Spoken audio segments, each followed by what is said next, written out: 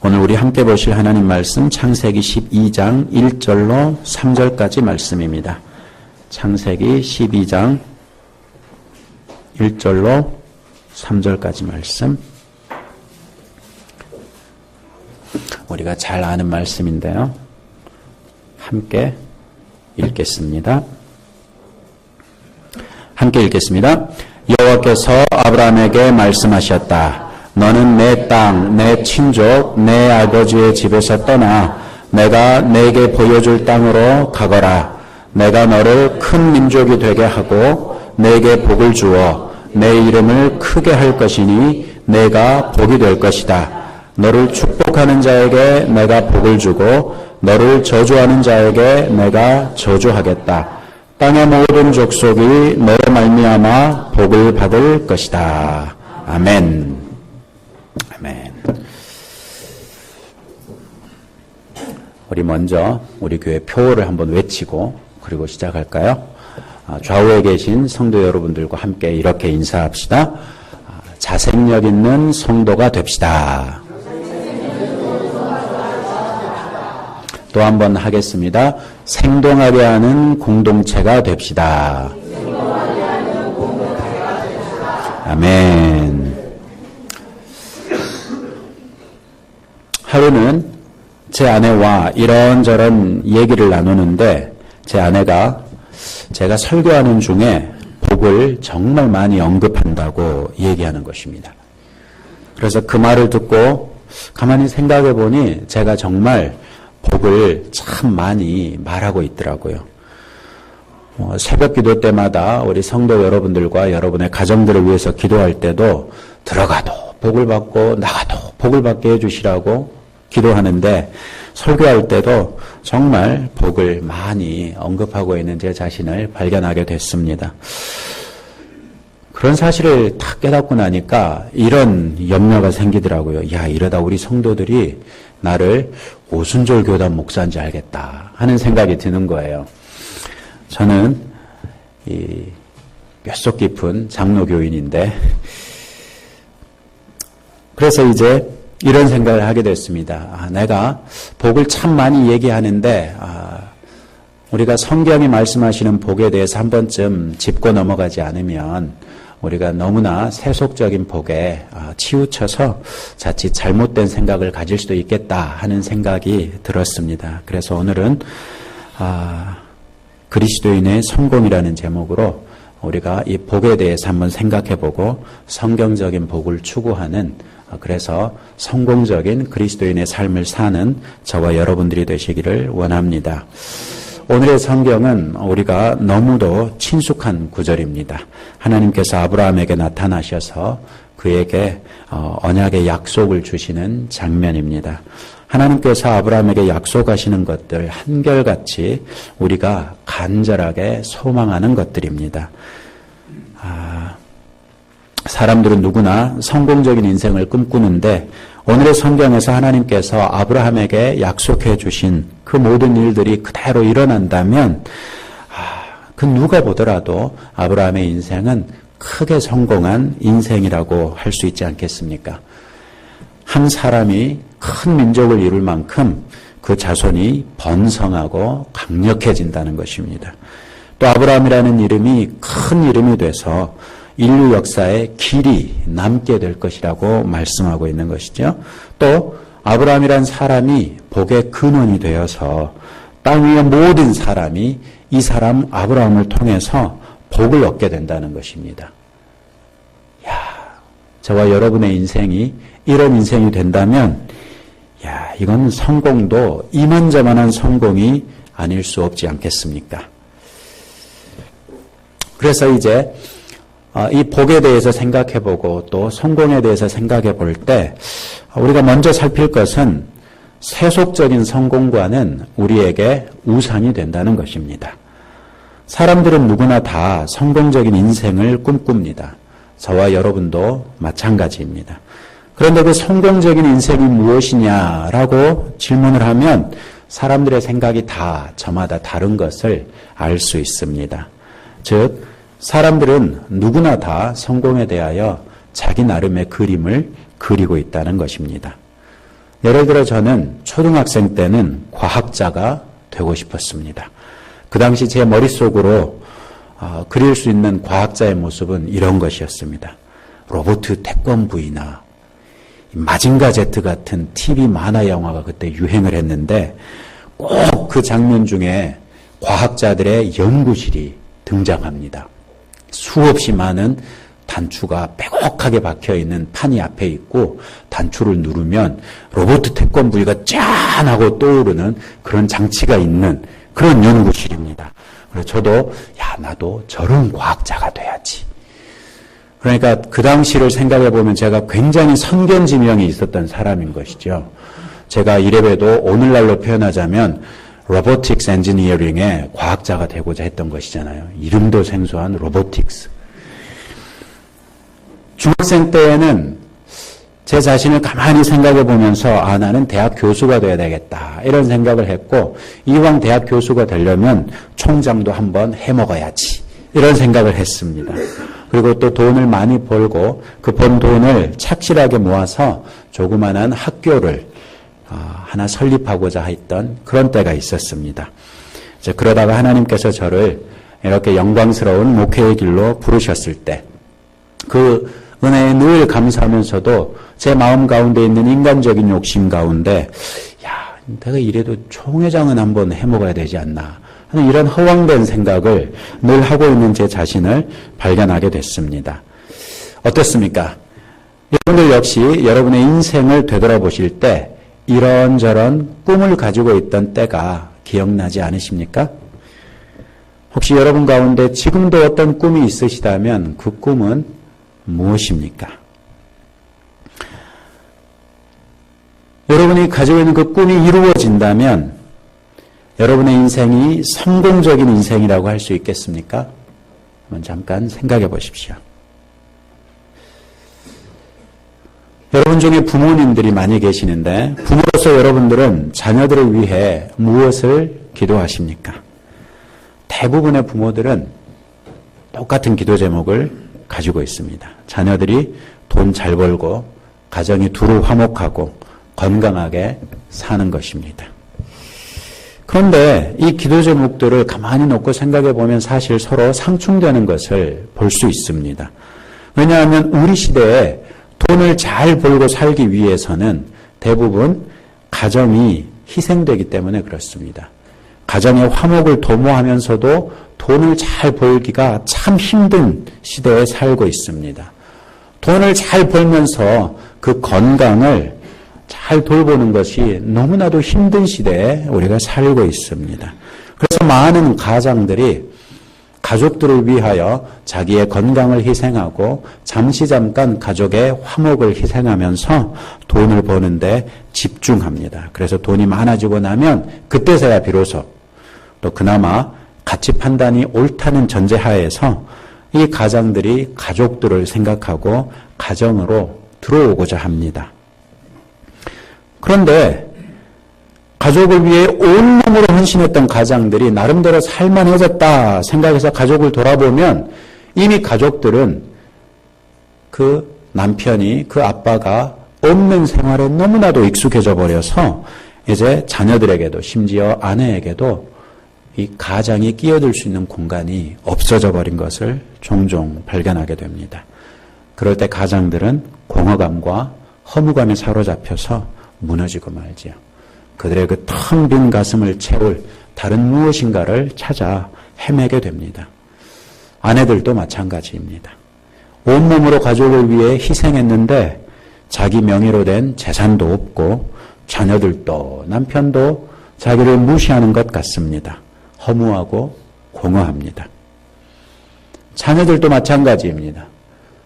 아버지가 정말 필요했을 때 아버지는 한 번도 내 옆에 있었던 적이 없습니다. 어머니의 따뜻한 사랑이 늘 그리웠는데 어머니는 사랑 대신에 잔소리로 푸쉬하기만 했습니다.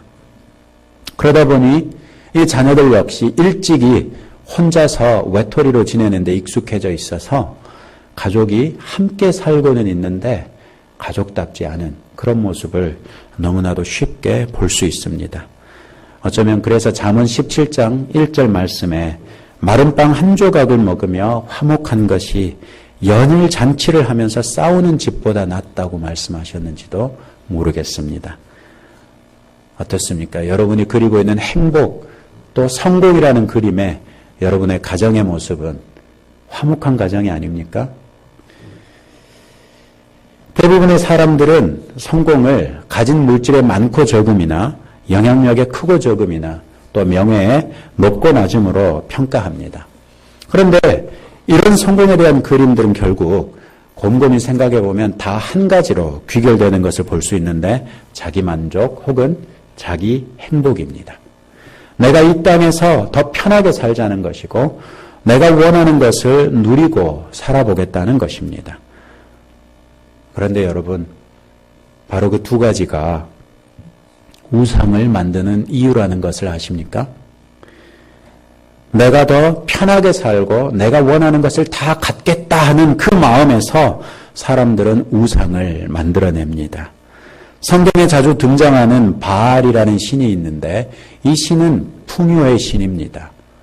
그리스 로마 신화에 가장 센 신이 제우스라는 신이 있는데 이 신은 세기만 할 뿐만 아니라 바람둥이입니다. 무엇을 말하고 있습니까?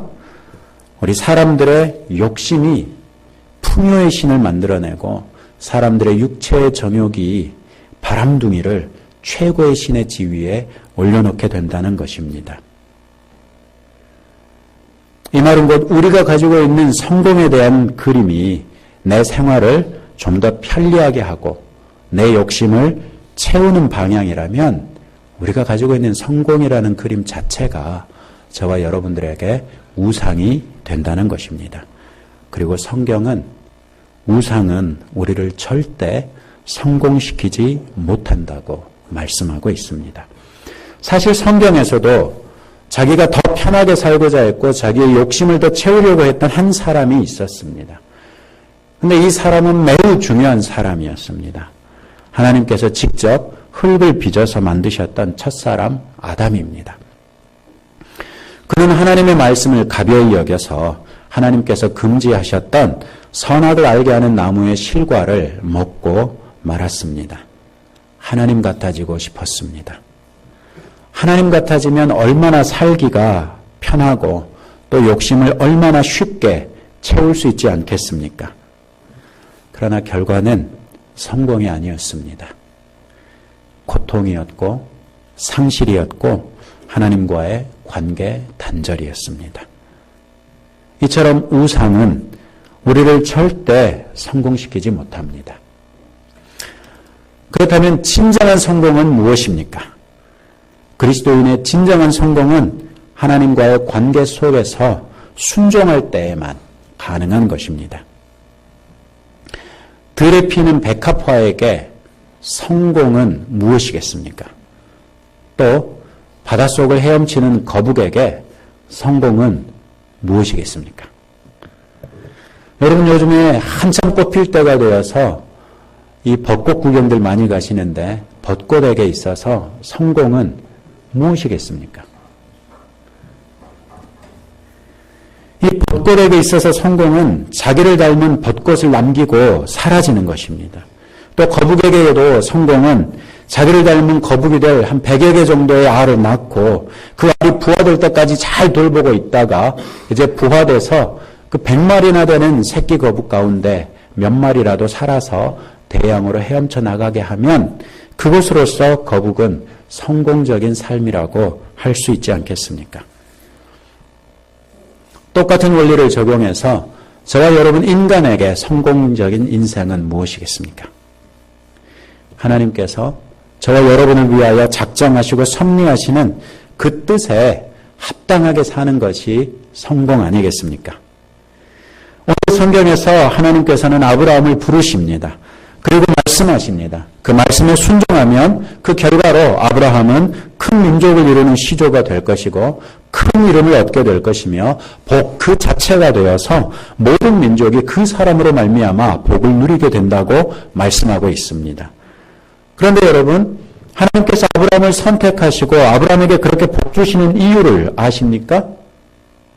왜 하나님께서 아브라함을 선택하셨습니까? 왜 하나님께서 아브라함에게 그와 같은 언약을 주셨습니까?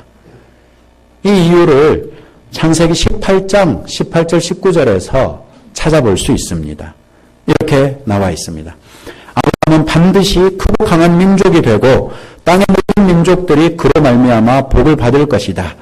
내가 그를 선택한 것은 그가 그의 자식과 그 가족들에게 명령하여 여호와의 도를 지켜 공의와 정의를 행하게 하고 나 여호와가 아브라함에게 대하여 말한 것을 그에게 이루려 하는 것이다.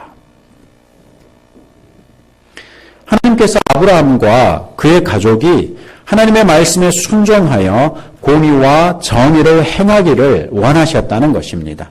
공의와 정의가 무엇입니까? 이 공의와 정의는 선하시고 지혜로우시며 거룩하신 여호와 하나님께서 이 땅을 다스리시는 방편이었습니다. 그래서 하나님의 통치는 공의롭고 정의로운 것입니다.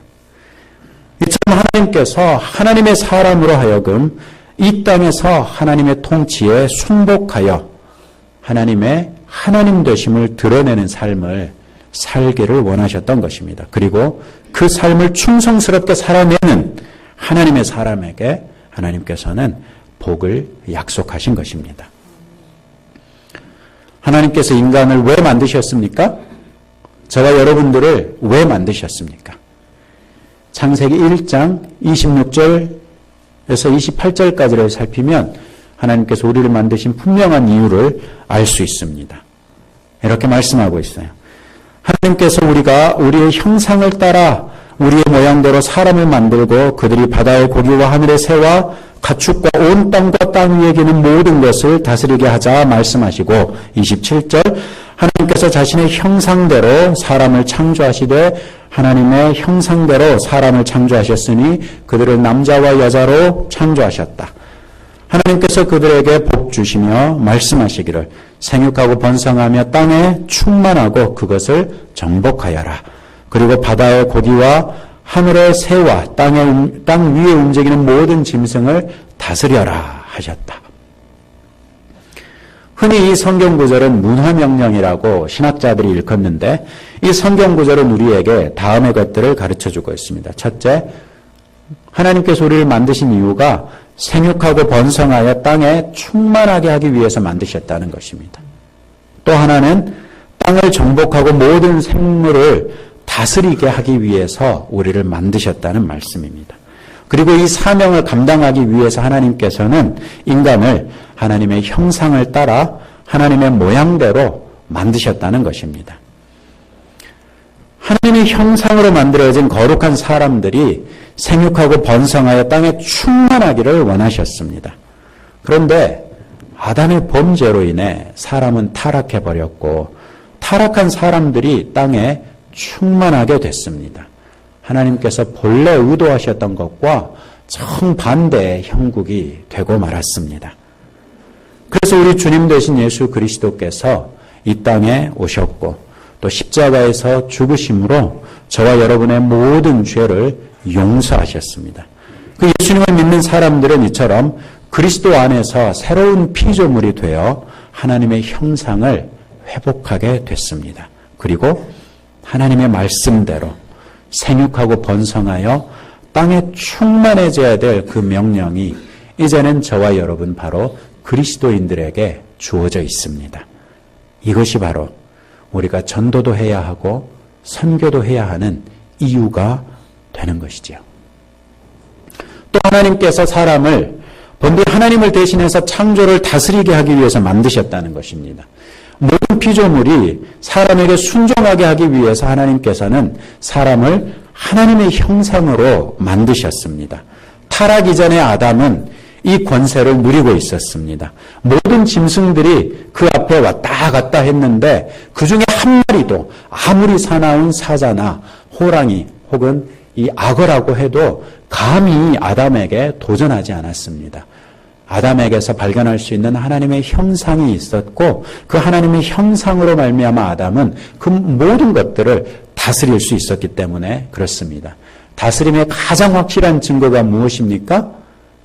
아담이 그 짐승들에게 이름을 붙여줍니다. 너는 사자, 너는 코끼리, 너는 기린. 그리고 아담이 부르는 그대로 그 동물들의 이름이 되고 식물들의 이름이 됐습니다.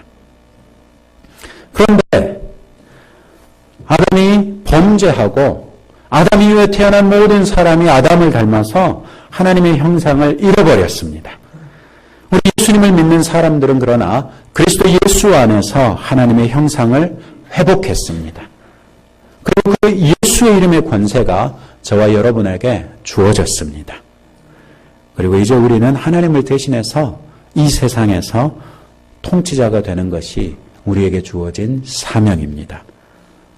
그런데 이 다스림 역시도 일반적으로 사람들이 생각하는 것과 다릅니다. 하나님께서 우리를 다스린다면 하나님의 방식으로 다스리지 않겠습니까? 하나님의 방식으로 다스리는 것이 무엇이라고 했습니까? 여호와의 도를 지켜 공의와 정의를 행하는 것입니다. 옛날 버전으로 말씀드리자면 의와 공도를 행하는 것입니다. 이제 예수 그리스도 안에서 하나님의 형상을 회복한 저와 여러분이 하나님을 대신하여 이 땅을 통치할 때 하나님의 말씀을 따라 하나님의 공의, 하나님의 정의를 행하면 그것이 곧 이 땅에서 통치가 되고 그것을 통해서 하나님이 우리의 왕이시자 온 우주의 왕이라는 것을 우리가 세상에 선포하는 효과가 있다는 것입니다. 이처럼 그리스도인에게 있어서 진정한 성공은 하나님과의 관계 안에서만 가능한 것입니다. 하나님께서 우리에게 말씀하신 것들에 순종하고 그 순종으로서 하나님의 하나님 되심을 증거하는 삶이 우리에게 하나님께서 기대하시는 성공적인 삶입니다. 그리고 우리가 그와 같이 하나님의 하나님 되심을 증거하면 하나님께서 우리에게 약속하셨던 약속들을 신실하게 이루어 주실 것입니다. 그리고 그 언약의 약속이 이루어지는 것이 세상 사람들 보기에도 우리에게는 성공적인 인생이라고 할 수 있다는 것입니다.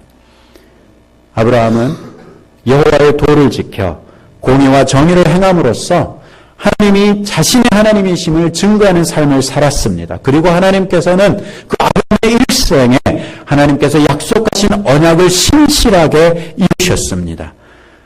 아브라함처럼 하나님께서 자기를 위해 예비하신 그 모든 것을 누린 삶을 살 수 있었는데 그 후손들이 적게는 이스라엘 백성으로서 큰 민족을 이루었고 크게는 그리스도 예수 안에서 모든 믿는 자의 조상이 되었습니다.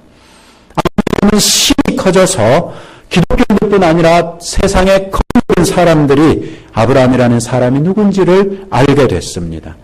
열방이 그로 인해 그리스도 예수 안에서 복을 누리게 되었습니다. 이처럼 아브라함의 인생이 성공적인 인생이 되었던 비결은 아주 단순합니다. 하나님께서 말씀하신 명령에 순종했다는 것입니다. 선하신 하나님의 뜻에 순종하는 것이 진정 성공적인 인생의 비결입니다. 하나님께서 예수 그리스도를 보내신 뜻에 순종하여 그를 구세주로 또 삶의 주인으로 영접하는 것이 성공적인 인생이 되게 한다는 것입니다. 그리스도 안에서 하늘로부터 내려오는 온갖 귀한 은사와 좋은 선물들을 누리는 것이 진정 성공적인 인생이라는 말씀입니다.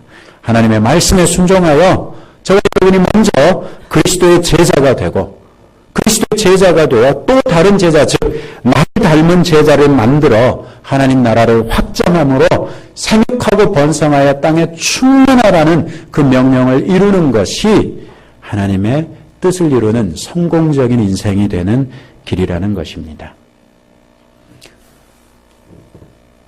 그렇다면 지금까지의 말씀을 통해서 그러니까 한 목사가 설교 때마다 복복 얘기하는데 그 복이 반드시 물질적인 풍요를 얘기하는 것은 아니구나 하는 것을 이제 아시겠죠?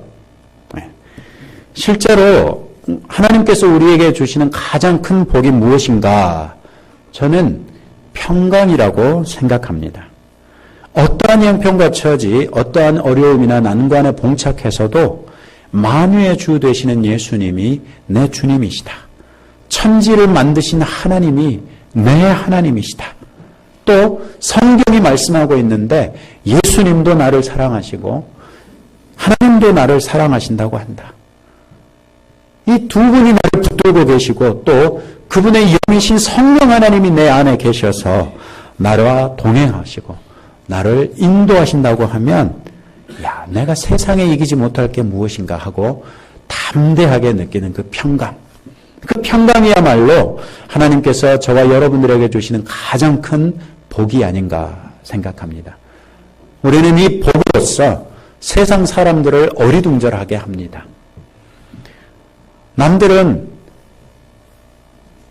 항암 치료를 하러 와서 그렇잖아도 죽을 상인데 잔뜩이나 죽을 상이 되어서 모든 낙을 포기한 그저 죽음을 기다리는 것과 같은 삶을 사는데 예수 믿는 사람들은 심지어 항암 치료를 하러 와서도 서로 농담하고 웃고 깔깔대는 것입니다.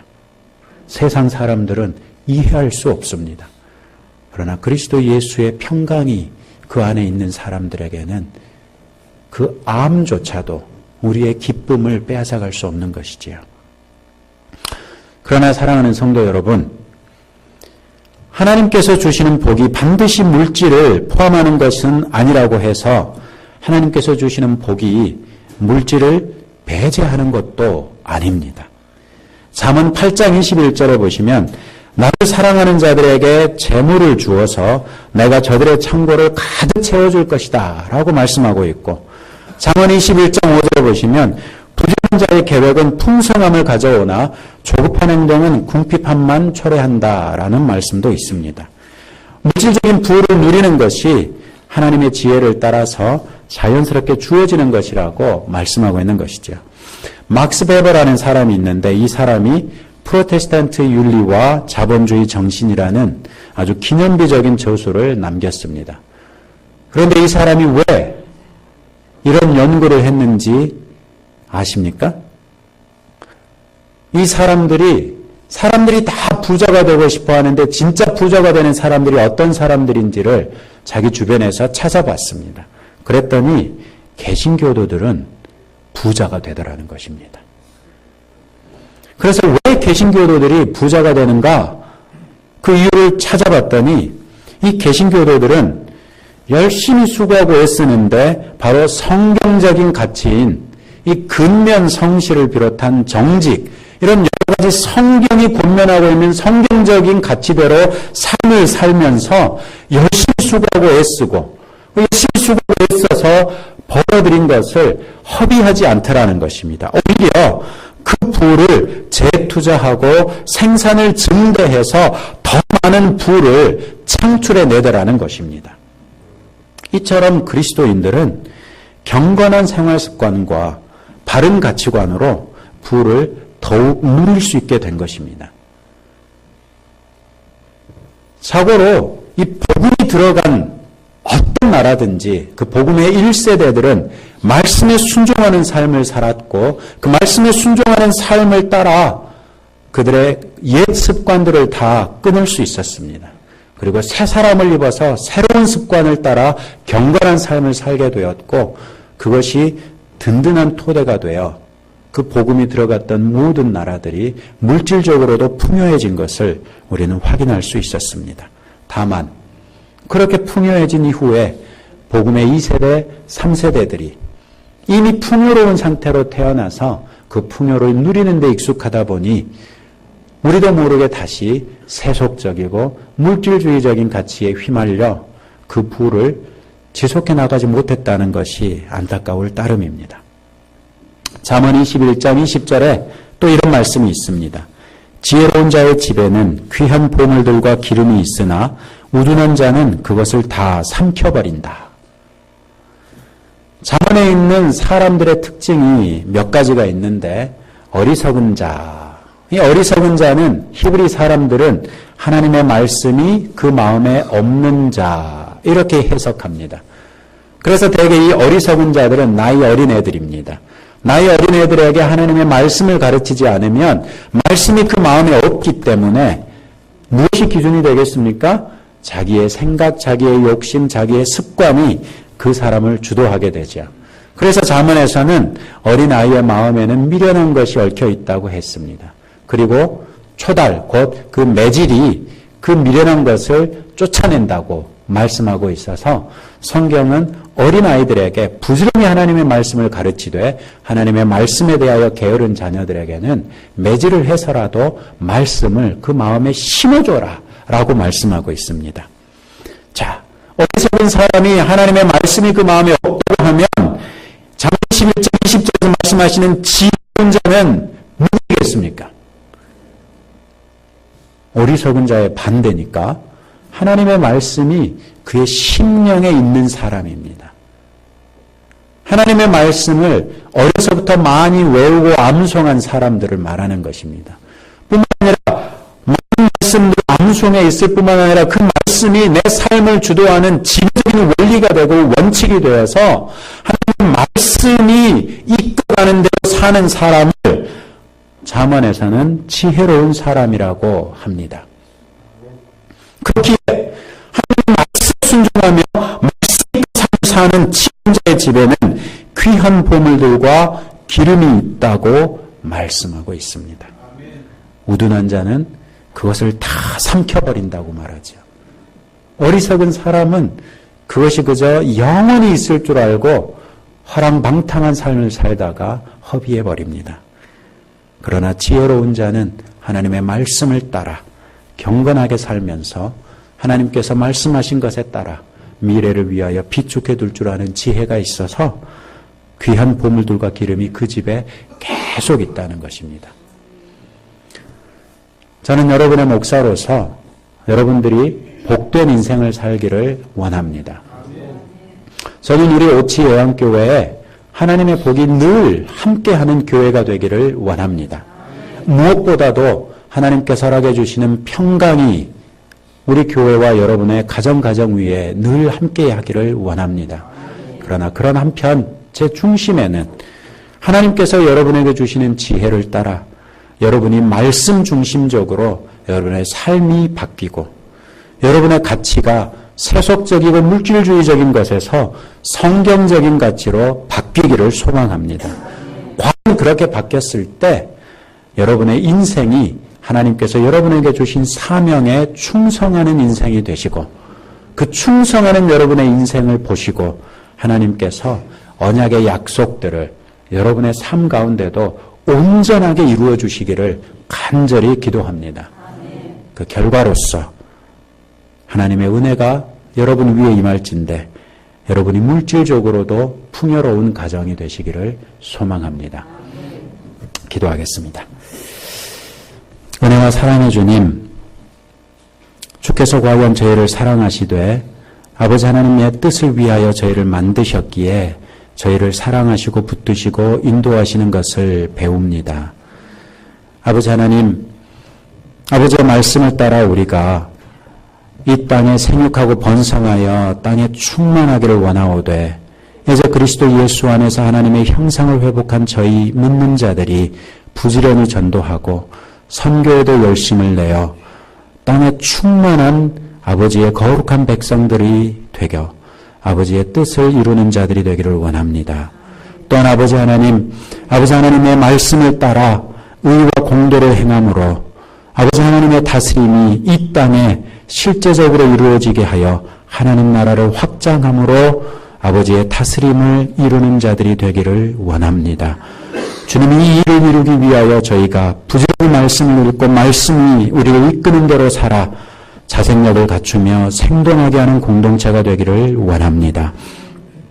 과연 저희가 그리 되올 때 이제 아버지의 몫인 그 언약의 약속들을 저희에게 신실하게 이루셔서 아버지 저희에게도 번성케 하시고 저희의 이름도 크게 하시고 저희 역시도 복이 되게 하사 아버지의 영광을 선포하며 아버지의 나라를 확장하는 귀한 일꾼들 되게 하옵소서.